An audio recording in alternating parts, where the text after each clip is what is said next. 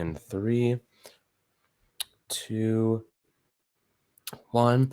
How's it going, Yankee fans? Welcome back to Fireside Yankees with your boys, Alex and Ryan. Today, we're going to take a shot at creating the projected starting lineup for opening day in 2023. Obviously, we don't really have our left fielder just yet, but we're going to kind of, inject, Ryan will have our specific preferences, who we think should be playing there. And obviously, there's a lot of different turnover that could happen in the next couple of weeks, if not months, to change up the lineup. We don't know what's really happening with Josh Donaldson. We don't know about Hicks. We don't know really if they're going to utilize Peraza in a starting way, or, there's a lot of kind of stuff up in the air right now where we don't really know what's going to happen. But I do think we kind of have a good grasp on what this is going to look like based on all the variables at play. But Ryan, before we dive into predicting the starting lineup, how you do today, my friend? I'm doing great. I think we're all Yankee fans right now are just anxiously awaiting the decision of Carlos Rodon so we can see where the Yankees go from there, whether they have him on the roster or not. And I can definitely say I've been scrolling through Twitter, doing my best to try to be not late on the Rodon news. But, this offseason's definitely presented a lot of exciting options for the Yankees, a lot of exciting avenues for them to take. And they've brought back Judge, brought back Rizzo, brought in Canley so far. So far, off to a good start for this team. The foundation for the lineup's looking pretty good. I think they have most of the pieces they're going to trot out for 2023 there. And they've got a nice inclusion of youth coming in for 2023, especially in the infield. Absolutely. So, now that I'm looking at the lineup that I put together, suddenly more thoughts are swarming into my mind about what could possibly happen. It's going to be really hard to put this together right now since we still have a long way to go. But I think it's a fun kind of thing to give it a try and see what makes the most sense. Obviously, we'll probably do this again in the next couple of months as we figure out as this team kind of forms and shapes and rotates and trades and free agency signings and whatnot. But right off the bat, I think it's clear that DJ LeMahieu is your leadoff hitter, right? He is one of the best hitters on the team. He projects to be healthy for opening day. Even if he gets surgery now, the time for recovery would suggest he's ready to go. We don't know how much it's going to limit him in the future if he'll require surgery one day, but at the very least, now we know, or at least we're confident that he's going to be available. So DJ LeMahieu, you want him hitting before Aaron Judge. That is a no-brainer. I think, if we retain Benintendi, there's an argument to make that Benintendi and DJ should be 1 and 2. And then you have Judge in the third spot, where you really capitalize on getting two guys, if not one, on base. But right now, DJ, I think, guaranteed leadoff hitter. He's been that guy for the Yankees, rather, for a very, very long time. So, when you're looking at that leadoff spot, who is your preference there? Yeah, so the way I look at it is whoever the Yankees left fielder is, just because of the left field options, the Conforto, Benintendi, Brantley, I think I lean with one of them as a leadoff hitter. LeMahieu, I think, is a great alternative. And I don't want to put down LeMahieu at all as a leadoff hitter. I think, fully healthy LeMahieu is a great option at the top of the lineup. But I think having a lefty in front of Judge could work, especially considering that you look at the bullpen matchups. Teams are going to probably want to bring in a righty that can handle Judge, or that they think can handle Judge, and having two lefties surrounding him in Brantley, Conforto, or Benintendi, and then Rizzo at the 3 spot is certainly highly beneficial. You could also make the argument that LeMahieu leading him off and then having a lefty to break up the lineup in the middle of the lineup definitely is an argument to be made as well. I think that leadoff spot is something that is going to change throughout the season and I think that's something that, a lot of Yankee fans don't love, that the leadoff spot isn't going to be penciled in one guy all year, but I don't think that's necessarily a bad thing. I think having lineup flexibility is a sign of a talented lineup and a manager who's willing to make adjustments to help a struggling ball club whenever they hit their dry spells or reacting to injuries. We didn't have our leadoff man in the postseason. We didn't have our second leadoff man in the postseason. So you need to stay versatile. You need to stay flexible. I think that leadoff spot, LeMahieu or the left fielder, I think those are at least the two options, or the 1 and the 2 for who's going to be the candidates to lead off for this ball club on opening day and then the postseason. Right. I think the next 3 are pretty obvious, right? This is kind of situated. We know these guys are going to be in this role, right? So you have Aaron Judge batting second. He was dynamic, if not electrifying, in that number 2 role, getting a guy with a high on-base percentage. And if you get Benintendi, there's a good argument to make that you're right. Benintendi should be the leadoff guy, a little bit, better on-base percentage than DJ. So good argument to make there. I think Judge, you don't move him for the number 2 spot. We let him off a couple of times, but I think him being that number 2, or even number 3, you can get those high on base percentage guys in front of him, and he can bat more runners in, is ideal. So, the only reason they were leading him off towards the end is the injuries. And also you were forcing pitchers to pitch to him, right? He was getting, accustomed to pitchers him with runners on base because they'd rather take their shot with Rizzo or even Stanton or another guy than Judge. So it's kind of funny. That's how they were kind of going about attacking him and trying to make sure he didn't hit home runs against them. But now I feel pretty good about where this team is. And Judge obviously not kind of heading toward a historic mark where teams are going to be pitching him towards the beginning of the season if he doesn't start hitting runs at this rate again. So two, Judge, obviously Rizzo, I think he solidified himself in that 3 spot. Really, really, really, really good hitter from that lefty. You want to inject kind of a lefty bat into the mix right there. So I think it's ideal right before Stanton gets on base, walks a lot. Rizzo's just a really confident and really patient hitter. He chooses his pitches really nicely. So I think him in the 3rd spot is obvious. Stanton, cleanup hitter, is your number 4 guy. You want a power bat there. And Stanton obviously DHing most of the time, but I think, you really just got to have Rizzo and Judge get on base so much. You're basically like, we're talking about DJ LeMahieu and Benintendi get on base at like a high clip, 35, 37%.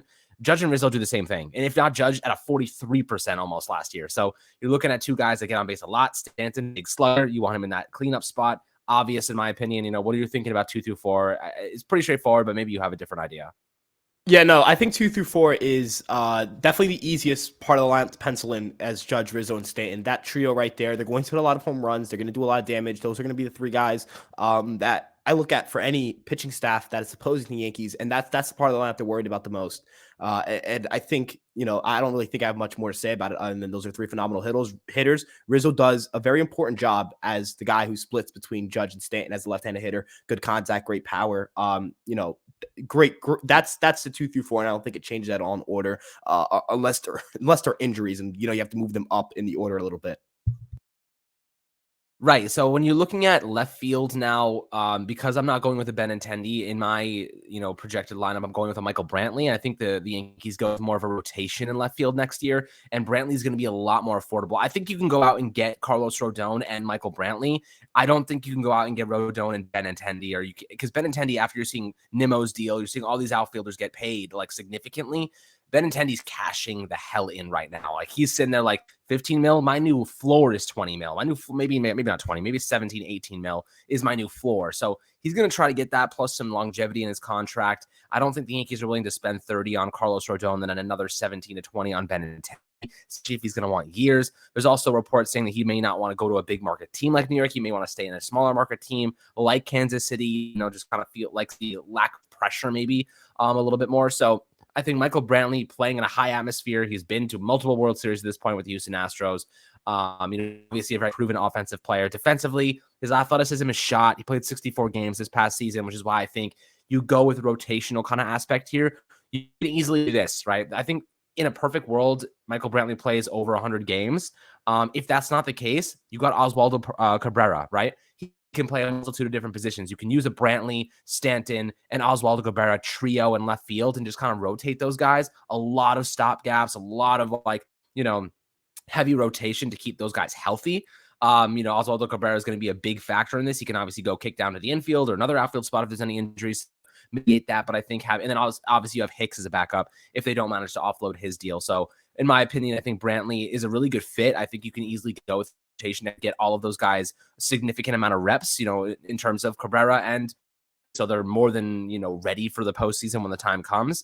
And I do think Cabrera needs to get a lot of reps, and I think that's a good place to get him some, utilizing kind of a little rotation in left field. So I think Brantley at number 5 is great. You looking at his lefty bat, Yankee Stadium is perfect for him. He's going to double his home run totals. I think 2021 he hit 8 homers, but in Yankee Stadium he would have hit 15. So you're looking at a guy who's going to capitalize significantly, if not just ridiculously, off of the short right porch. So I think Brantley's a good fit. He's also coming off a couple of down in terms of injury-riddled seasons. So looking at that variable, he's going to be cheaper. 64 games last year, he's going to be cheaper than Benintendi. He's like 35 years old, maybe even a little bit than that. So maybe a 2-year deal with a club option in the second year. You give him a little bit of money. I think maybe goes a long way towards solidifying that left field spot with really good offensive player. Extremely patient. I think he had a 10% strikeout rate this past season. You want a guy like that hitting right behind Stanton. Stanton gets on base. He walks a lot too. Really want those just high, high batting average, high on base percentage guys. And Brantley is another guy you can trust in big moments as well. So, what are your thoughts on the number 5 spot? I think a little bit of different concept of the left field position. Yeah, so look, the way I look at it is I think the Yankees may go with one of those left fielders in either Conforto or Brantley, who are guys who are rebounding from a season that kind of got away from them due to injury. Brantley less so than Conforto in terms of letting it get away from him. He did actually play last year, which is a massive step up over Conforto. But Conforto has age on his side, which I think could provide him a little bit of an argument here. The way I look at it is Michael Brantley. As you mentioned, the plate discipline for Michael Brantley is, I mean, it's unparalleled. I don't think there's a player on the market that necessarily provides the plate discipline the Yankees are looking for with that offensive production. You know, typically most contact guys struggle to provide even close to league average power. Brantley is definitely not a guy who's going to hit, double digit home runs. But as you mentioned, Yankee Stadium, perhaps that goes up a little bit. He's projected to be a 117 WRC plus hitter in his age 36 season coming off injury, which is a favorable projection for him. We've seen that projections tend to like Yankees a little bit more, or like batters a little bit more when they come to Yankee Stadium. I think Brantley is somebody you can look at 120 maybe WRC plus. Have him in the middle of that lineup is a good bridge between the top of the lineup and the middle of that lineup. I think I would maybe lead Brantley off if we had Brantley. I think I would go with him as a leadoff hitter. And in that case, I would hit maybe LeMahieu or Glaber fifth. But that's when we're talking about 115 to 120 WRC plus hitters as your 5 or your 6 hitter or your leadoff hitter, surrounding the middle of the lineup of Judge, Rizzo, Stanton. You're in a lot better place offensively than you were last season. Come the time of the postseason, which is really what's important for this team, which is to be healthy and have quality offense and a deep lineup by the time the postseason rolls around. Yeah, so it's definitely it could go either way. There's a couple of options the Yankees can go with in left field, but they make a good argument that Brantley could even lead off and DJ get hit fifth. They're interchangeable. Both guys get on base a lot. I think Brantley was at 37% on base rate this past season, so he does succeed in that category pretty significantly. Looking at the number 6 hitter, only because he's still on the roster, Josh Donaldson is going to be my number 6 hitter in this instance. I think that there is an argument to make that his offense should get a little bit better. I know he's getting older, but last year was like just bad. Like it was not in line with what his career averages look like. He took such a big step down. It was almost like unprecedented, whether it's Yankee Stadium, whether it's the weather, whether it's age. I don't even think age, hit someone that hard in one off season. So, and he doesn't even look like he's like that athletic. Like he has athleticism. You watch him on the defensive side. So, there is an argument to make that maybe he will get a little bit better. He will return to the averages a little bit more. But at the same time, he is getting older. He is making $21 million. I would prefer the Yankees to move on from him, but because they haven't yet, I'm incorporating him into the lineup. So I'm going number 6. I'm going Josh Donaldson. Has a little bit of power. Can get on base every now and then. He does not swing at the first pitch very often, which is kind of annoying sometimes because people throw it right down the middle. I know someone posted a video on Twitter of just all the pitches that were right down the middle for Josh Donaldson and that he didn't swing at. And there's a lot of them. So, Josh Donaldson definitely has some value, but not enough that I would warrant keeping him around if we have an opportunity to move him. But in this instance, number 6 in the lineup, I'm going with Josh Donaldson just because he's a little bit more of a balanced hitter. And like you kind of mentioned, it's a decent bridge to the bottom 3 guys that there is a bit of a fall off, but it's interchangeable. I think it's crazy because this lineup, looking at it on paper, it's so deep. You know what I mean? You still got Harrison Bader to figure out what to do with, even got Oswald Peraza to figure out, or IKF, who's kind of a polarizing player in his own way. But what do you think about the number 6 spot if Josh Donaldson is incorporated into this equation? Yeah, so the 6th spot, look, the way I feel about Josh Johnson is quite simple. This team has Gleyber Torres on it right now. This team has DJ LeMahieu on it right now. This team has Oswald Peraza on it right now, and Anthony Rizzo is obviously the first baseman. I would not be starting Josh Donaldson, and I think the Yankees can figure out a way to not do that. The Yankees may not be able to trade Josh Donaldson, but I would look. This sounds crazy to say. I'd be willing to just cut him, right? I think this team, they should not be trading Gleyber Torres if Josh Donaldson is the guy who's going to end up starting. If you go from Josh Donaldson to Gleyber Torres as your 6 hitter, that's a massive upgrade for this lineup. If you just on paper, right, LeMahieu's still a great defensive third baseman. They have the insurance in Oswaldo Cabrera, if need be, especially if the Yankees get a left fielder. Cabrera now is the guy that you can start rotating, as you mentioned, in left field. If you want to keep Brantley, kind of fresh, you can move him in at third base on days you want to keep LeMahieu fresh. There are things you can do to make things a lot easier for the older guys in this roster, and that's all because of Oswaldo Cabrera. Josh Johnson doesn't need to be factored into this equation, in my opinion. I think Gleyber Torres serves as I mean, if he's your 5 hitter, if LeMahieu's leading off, or Brantley is hitting fifth, and you have Glaber hitting sixth, I mean that lineup with Glaber hitting sixth versus Josh Johnson hitting sixth, it is, I think, two worlds apart. I think that's a huge swing right there, a huge protection for the bottom of the lineup. Because as you mentioned with Bader, Peraza, and then obviously Trevino, I look at Bader and Peraza's league average bats. Solid hitters, not great, with great speed, which is important. But those guys need to be protected by someone who's in front of them, who's a very, very competent hitter. And Glaber has shown me he has power to all sides of the field. I think next year will be better than this year was for him. The defense has gotten better at second base. I think that the Yankees are a better team with Glaber Torres starting. And even if you have to eat the money for Josh Donaldson, you have to pay him anyways. Pay him to not hurt you. Don't pay him to hurt you by having to play and start over guys who I think are better than him. Now, if LeMahieu's injury is severe, and the Yankees can't really find a replacement for him, or someone to be a short term or a stopgap or whatever it may be at third base, Donaldson does file in there. I would wait until the LeMahieu news on his surgery comes out to do anything with Donaldson. But if I have a healthy DJ LeMahieu on opening day, and I have and Gleyber Torres is currently healthy, I'm not factoring Josh Donaldson into the equation. But he is definitely the backup plan for LeMahieu if LeMahieu is to still be hurt.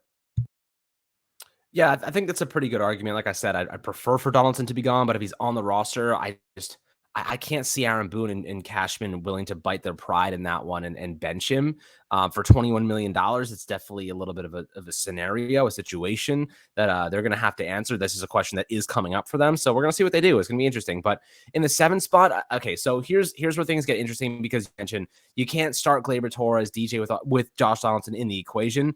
And because I put Josh Donaldson in the equation, I can't start Gleyber Torres in this scenario. DJ Lemieux is playing second base, who I have leading off. So I have with Peraza at shortstop at number, that's the thing though. I may go with Peraza at 8 and Harrison Bader at 7. I think I may switch those two guys around because of the Peraza's inexperience. So I'm going to go with Harrison Bader, who obviously in the postseason showed us that he's a monster, hit 5 homers in 9 games, I believe. So, a guy that is unbelievable on the base pass. He's probably like a 32% on base type of guy. Maybe he hits like 240. We'll see what he can do this upcoming season. Maybe I know he hit 16 homers in 2021, so he's a guy that maybe get into the double-digit home run category. If he can hit, let's say 15 homers with hitting 240 with like a 34% on base rate, I'd be happy with Harrison Bader, because when he does get on base, he can turn singles into doubles. He can turn, a runner in scoring position into a runner that scores. So this is a guy that with his that type of athleticism is impeccable. And honestly, his defensive value is, almost unquantifiable. So I really like Harrison Bader. I think he's going to be great for us. I'm going to put him in the 7th spot behind Josh Johnson in this scenario. That way you have Peraza, Trevino, and then maybe the lineup turns over. You get back to the top, and Harrison Bader's on base in some way, and maybe Peraza ends up having a really good season. So, what are you thinking about with the 7 and 8 spots? I have Harrison Bader at 7 and Oswald Peraza at 8. Yeah, so the way I look at it with Harrison Bader is I also have him in the 7th spot. And the reason is because I think the power upside with Harrison Bader, I've talked about this a lot before. I think Harrison Bader is a guy who can go out and hit 20 home runs in a season, with his power, if he's fully healthy. I know that sounds crazy, and that's not me saying that's what you should expect from him. But in an ideal situation, he's healthy, the power stays. I think he could definitely be that. And I think, he's a more established hitter than Peraza is. He's played a lot more time at the major league level. I would trust Bader a little bit more than Peraza right now. Peraza is someone that, I think can also provide better than league average offense. I think he's a power guy that a lot of people aren't talking about. He does have some sneaky pop.